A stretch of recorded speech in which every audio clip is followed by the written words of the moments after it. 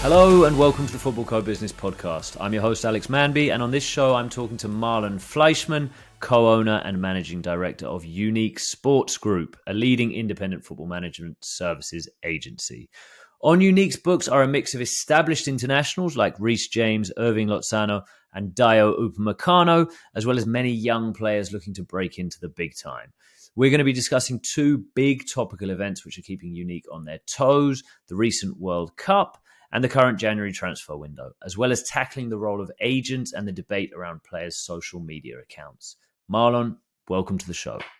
Alex, thank you so much for the invitation and thank you for having me on the show. I'm looking forward to having a good chat. Pleasure to have you on. So Marlon, tell us a bit about Unique, some of your clients and the services you offer them.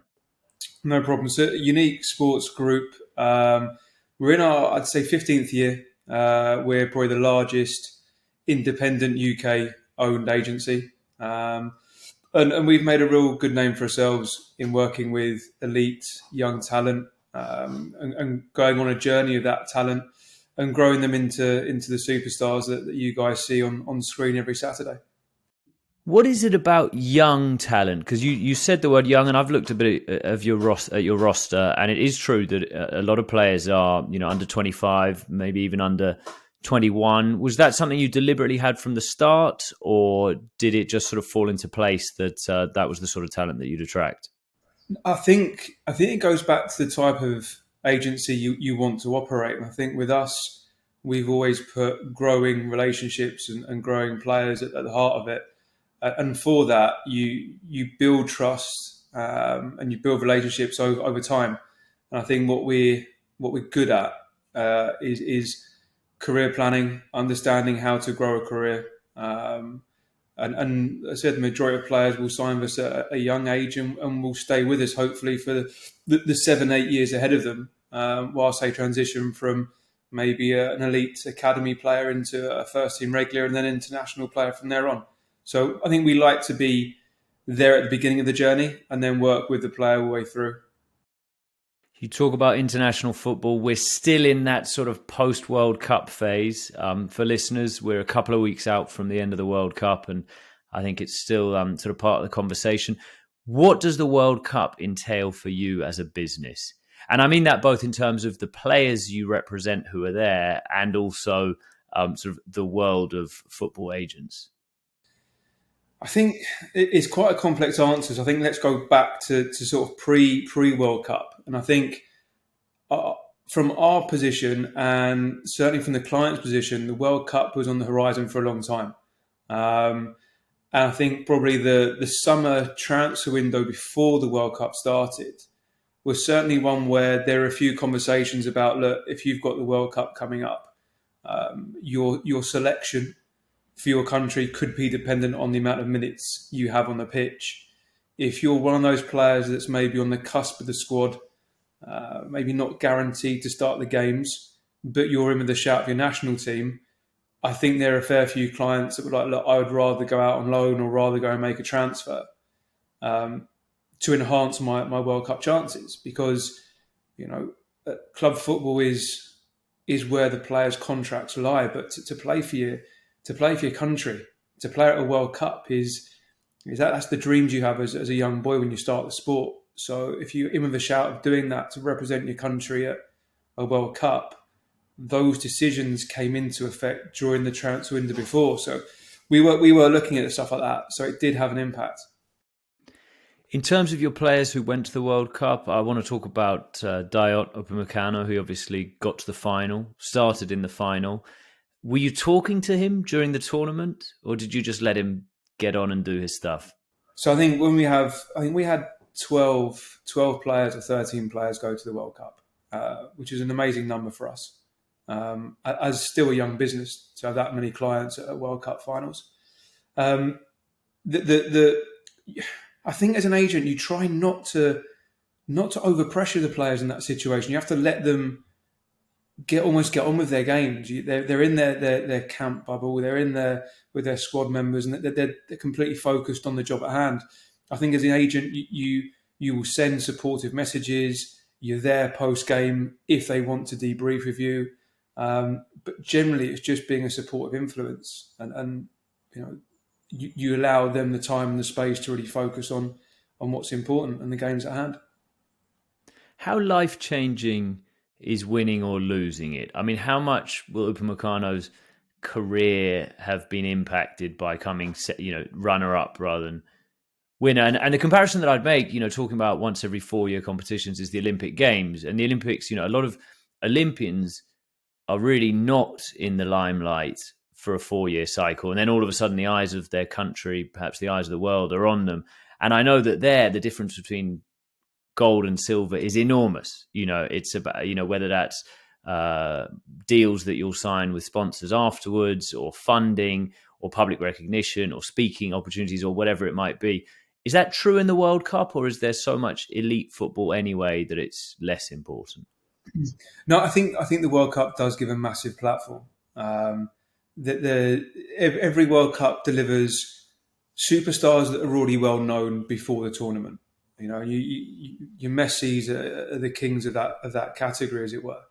But then you do get players that become stars of a World Cup that maybe the average fan wouldn't necessarily know about. And I think this World Cup, if you look at Amrabat from Morocco or Guardiola from Croatia, those weren't names that automatically came off the end of fans' tongues before the World Cup. Afterwards, those are two amazing standout players that had unbelievable tournaments. If you're looking at it from a representation point with those profiles, they're going to have additional clubs, more profiles looking at them. From a commercial perspective, they performed on the highest stage. So I think earning potential-wise for those clients coming off of the back of a World Cup can be positively affected both from the contractual position on their football side and commercially off the pitch as well. And that's the power of a World Cup. You play and you train, you dedicate to perform at the highest level. You deliver those performances and the riches are there for you. Given how important the World Cup is, do you encourage players to do anything differently? Do you think some players do things differently? And I might mean that in terms of style of play, or I might mean it even in terms of just trying to be, I don't know, have a new haircut. You'll see, dye your hair blonde. You'll get spotted a bit more. No, I think that you do see little trends, don't you, in certain squads if they all have the same haircut. Was it Romania back in the day had all the Romania '98? They did it on the eve of the tournament, and the commentators all had a meltdown. There we go. So I think that there are little things that players will do, but I don't generally really think that anyone believes, okay, if I cut my hair differently, I'm going to play better or I'm going to get noticed more. I think that's more camaraderie to build the spirit within the squad. And prior to that, I think the players are just focused on their football. That they know they want to go into those tournaments happy, confident, able to express themselves. I think those are the real strong points. I think anything gimmicky, I don't think a player at the top level would ever do that. No, and you have some lovely moments. Football fans are so obsessed with the personalities of players now, and we want to see, the person behind the player, and we love to understand about their lives. And so often it can be that clip that goes as viral as, the incredible bicycle kick. But then I think we can also sniff out inauthenticity, can't we? So I'm thinking about the Moroccan players dancing with their mothers. Beautiful moment. There's no way they were doing that, for a bit of PR value. I suppose if you could stage that, it would be golden, but it would be very hard to do it without people knowing. I think there's things like you said. It's in football because it's so passionate based. It's those big moments, goals, wins. You can't replicate that emotion, that feeling inside you. You will know as a fan if that's real, if that's staged, if it's not. I think historically there has been staged moments. If you look at the Paddy Power stunt from a previous tournament, things that don't go down well in football, because what you want to see is the real, the raw emotion of a moment, of a genuine World Cup moment. And the Moroccan players, and even, do you know what? Even if you think back to the World Cup, when Ghana and Cameroon were going into their changing rooms, and the camaraderie of the squads, that's real. That's not staged. That's just them playing for their country and enjoying time with their group of squad mates. That's what you want to see as a fan. You don't want to see staged or clever marketing ploys, but that are executed poorly. That's what you don't want to see. No, and I think the football fan these days is pretty aware and pretty good at sniffing out, BS and inauthenticity.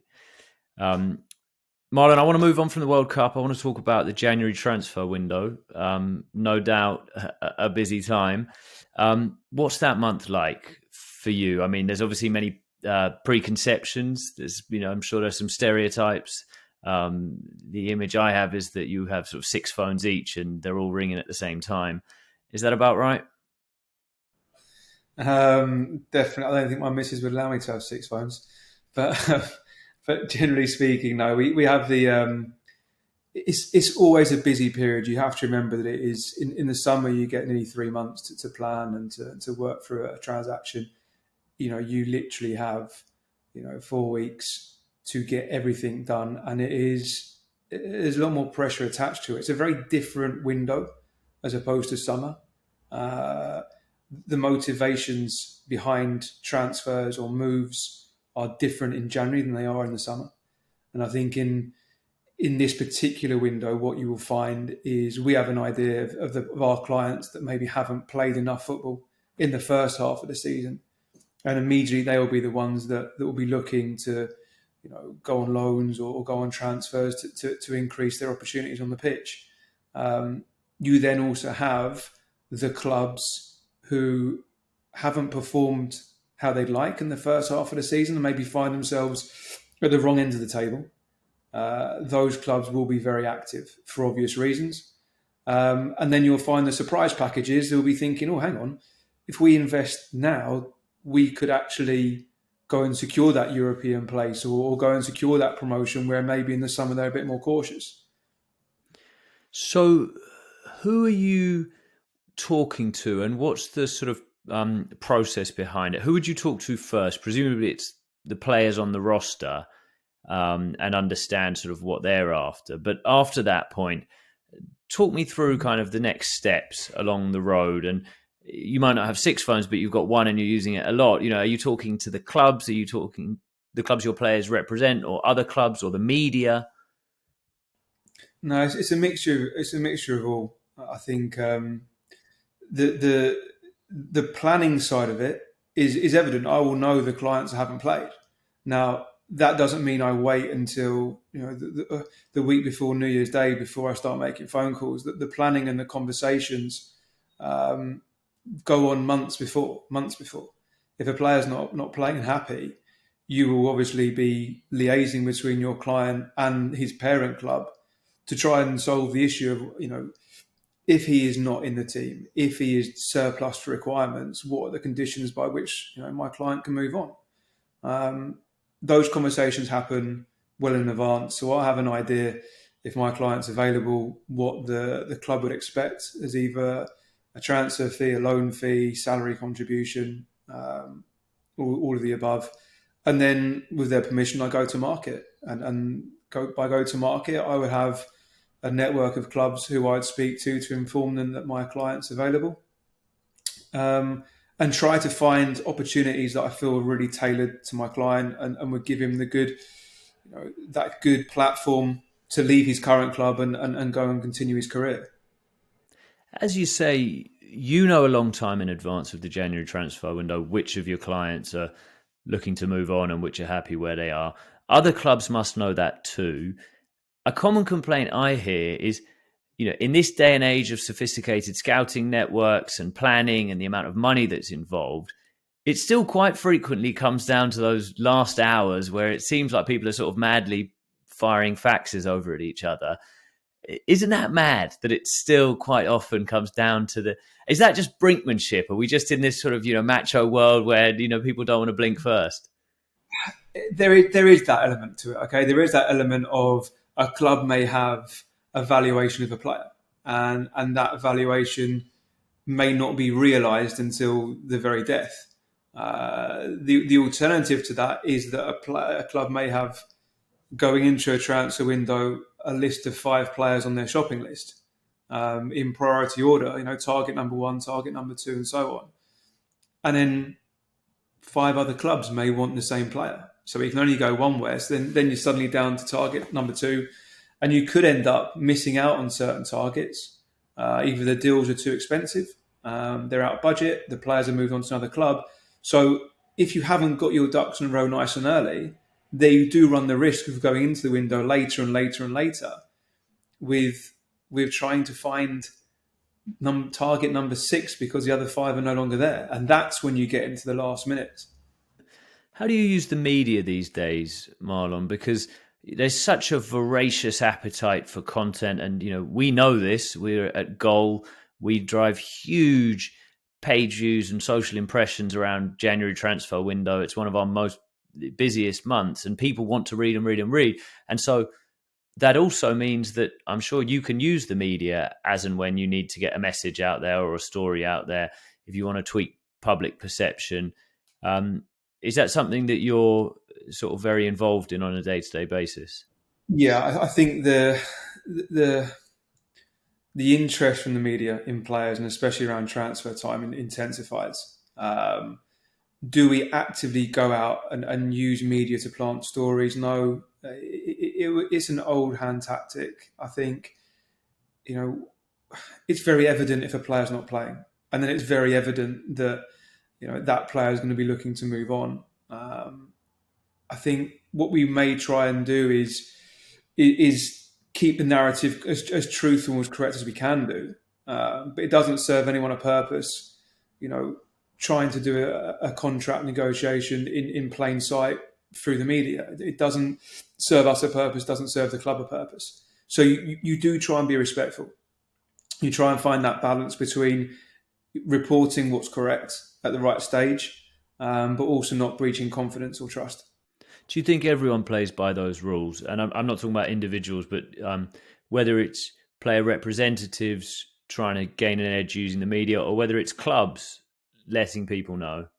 Well, I see articles come out about clients of ours, and even for me, I don't understand how they got it, but there are sources everywhere, and you can never pin it down exactly where the news breaks first or who's put it there. But in football, it is a very small village, and generally it gets out. Speaking of small villages and everybody knowing everybody there, how important is your reputation? And reputation's a big word when it comes to football agents. I mean, a common criticism will be that agents will have a conflict of interest between when a player might want to stay and business interests, whereby there's money to be made from transfers, and whereby it might be profitable to want a player to move. How would you respond to that? I think this goes back to what I said at the start of our conversation. Our business model is player management, which means we will have a 6, 7, 8 year journey with that player. Now, if you've got time, you don't need to force moves. You don't have to rush transfers. And I think from our point of view, we're very, I would never, no one ever has, I've seen, force a player into a move that isn't correct for that player and that doesn't suit the player. The player wants to do it. The clubs want to do it. I think if anything, if you go into any form of relationship with the wrong intentions, it's not going to be successful. So the agents play a role in identifying opportunities within the marketplace and bringing those options to clubs and to players. And the reputation comes into making sure the decision process around that transfer is bespoke to that player, is correct for that player, and gives that player the necessary platform to move on with his career. I think it's unjust and I think it's unfair when agents are vilified a little bit for forcing transfers for their own benefit. It's fictional. It doesn't happen because ultimately the player wants to move. If the player didn't want to move, he wouldn't be making that transfer unless it is for footballing reasons, financial reasons, or generally a change in scenery or a change in divisions because he needs to move on and find a new challenge. But the agent plays a role in making sure that move's correct and it's done on the right terms in the correct way. Understood. Last one on the January transfer window, Marlon. Have you got a crystal ball? What do you think will be the move of the window? Oh, I wouldn't like to say. Where we are in the first week of January, it's probably busier for us than it was the transfer window before. But the one thing you learn is that you can't call it. The transfer window is the transfer window. It is so dependent. Results can swing decisions. Injuries can swing decisions. And we just go along for the ride and make sure that at the end of it, our clients that had to move have moved and everyone's happy. Perfect. Marlon, I want to move away from transfers and talk about social media. How much consultancy do you give players, particularly given that you have a young roster of players when it comes to social media, the benefits and the pitfalls? Yeah, I think, this is where I feel that the industry from our side has matured. What we do and how we've really engineered the business is to offer what we call 360 service on pitch and off pitch, and understanding that unless as a business we have a world-class offering on pitch in terms of transfers and contract negotiation, career planning, if we don't marry that with a world-class off-pitch division, including social, commercial, content, then we're not giving our clients the best possible management service. I think the biggest change we've had here, and certainly within our industry, is the understanding of off-pitch services, the importance of them in growing your player's profile and giving them a voice, allowing them to own their narrative and to use that as a positive way of enhancing their reputation within the game. And I think for us, social media has played a massive role in that. And I think if you'd have asked me 5 years ago what sort of staffing profiles I was hiring, it would be football agents. I think I spend more time now interviewing and hiring social media execs, head of marketings, head of content, and it's a really exciting time for the business to be doing that, and we're very keen on bringing in, not necessarily football experience, but people who have worked for time and with great knowledge and sophistication of the off-pitch area, and bringing that skill set into a football agency environment to really grow players' profiles off the pitch. And we've seen a good load of benefits from doing that. Growing that profile off the pitch is clearly massively important. It's commercially valuable. It's a way of growing fan base, recognition, talkability, and all that sort of stuff. But how do you make sure, if you're managing these players' social profiles, how do you make sure that their personality still comes through? And the reason I asked that, I had Peter Crouch on the podcast a while ago, and he was very vocal about this. He said, why can't they just do the posts themselves and then we'd actually get to know them, rather than someone sort of writing, thanks to the fans for their support. And he felt like we weren't able to get to know these players and that was going too far from, protecting them from, like some of these pitfalls of the social media world. No, Alex, I actually completely agree with Peter on that one. I think if you're, what we'd never want to do, and I don't think it's the correct thing to do, is almost give a player a robotic social media output.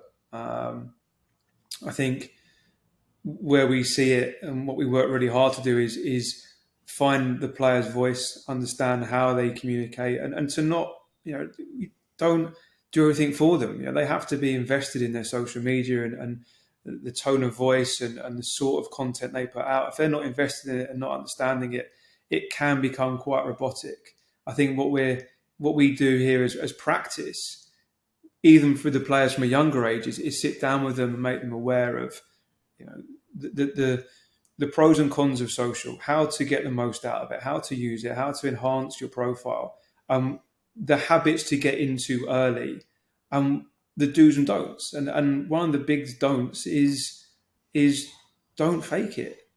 Show some character, be authentic. They're your fans. They're following you because they want to see how you are on the pitch, how you are off the pitch. And if you don't give them that, then it just becomes very dry, and people switch off from it. And I think the feedback we get from some of our brand partners and corporates is that they want the talent to show what their personality is. It's authentic. It's real. It's human. And I think that's what they want to see from players. And I think there's a balance between, look, you have to teach a young player when to sometimes hold his tongue and when to be professional, but you don't want to stifle creativity. And I believe in that. They're young guys. They're ambitious young guys, and you want to be encouraging them to showcase that, but within the right parameters. Marlon, I want to talk about the evolving role of the sports agent, and it would be interesting to do a comparison. I've heard you speak previously, actually, comparing the UK market to the US market. Without wanting to paraphrase you probably incorrectly, you seem to be complimentary about the US market, certain ways that things are done differently, the role of the agent, possibly even the perception of the agent. Is that a fair comment? And could you give us your viewpoint on that UK-US difference? Yeah, I think perception-wise, first of all, I think agents in the US have a different perception. UK agents, I think historically through tabloid headlines and whatever else, have been sort of positioned as a, you go back to the stereotype of an agent, with a cigar in his face and just, like you said before, right, trying to make a player move just because it suits him. That's, we've moved on. The industry's moved on, and the reason why I looked at the American model and looked at what they're doing over there is because they've always been in advance of us, almost in how they run their sports and how they run their franchises, and the commercial growth of the sports in those industries. And it comes down to talent management, whether it's a footballer, whether it's an actor, whether it's a movie star. What are the service provision levels? What do they do, and how do they do it better than we were doing in England? Because you go back 10 years, a football agent over here had a terrible reputation. Whereas now I think we've moved on, where people are almost surprised the amount of service we provide, what we do on a day-to-day basis with these players. Whether it's providing, performance coaching, whether it's nutritional advice, whether it's, like I said before, commercial, social media. There's a whole load to it now. It's a full management service. But we've had to take those lessons on how American agencies have done that and apply them here. And I think we're seeing the benefits of that now, where I generally believe the clients get a really top-class service. Whereas maybe before they had a football agent that did a contract and no one really cared about their commercial profile or their media management. Whereas what we try to do with every single young player is make them the best they can be on the pitch, but make them a good human off the pitch as well. And that's really important. And those are the lessons we've taken and implemented over here. Do you think the UK and Europe as a whole is moving in that direction towards a more US model, or is it still a long way off? No, I think it is. I think recently in our marketplace, you've seen two big agencies here be the subjects of acquisitions from Hollywood agencies, and we sort of sit on the side of we're quite proud to be independent, but it doesn't mean that we don't look and see what's happening and move quicker and faster to make sure that we can offer the best possible service, and that's what we tend to do. But I think it is Premier League football is growing globally. And the American market, I think we're only scratching the surface of the popularity of the sport. If you could copy one thing, if you could change one thing about the UK market by copying it from the US or elsewhere, what would it be? I don't know. It's a tough question. Because a lot of it's perception. And I think I can't, with a magic wand, change fans' views on how a football agent is, right? We're always going to be that bad guy that moved your favourite player from one club to another. We're always going to be that guy, and we have to wear that on the chin. But I think what we can do is demonstrate that the days of it just being a little bit uncouth, a little bit under the radar, the more we are open with the services we provide, how we go about things, and the more the players see the benefit of wider services, more professional services, it is going to be positive for our industry moving forward. Terrific. Marlon, thank you very much for your time. Absolutely no pleasure, Alex. Thank you so much. If people would like to hear more from you or indeed from Unique, where's the best place they can do that? I think on our Instagram, uniquesg.uk on Instagram. Brilliant. Well, thank you very much, Marlon. And thank you, listener, for tuning in. Please make sure you're following this podcast in your preferred podcast platform. And if you liked this, check out the show archives for more of the same. All the best.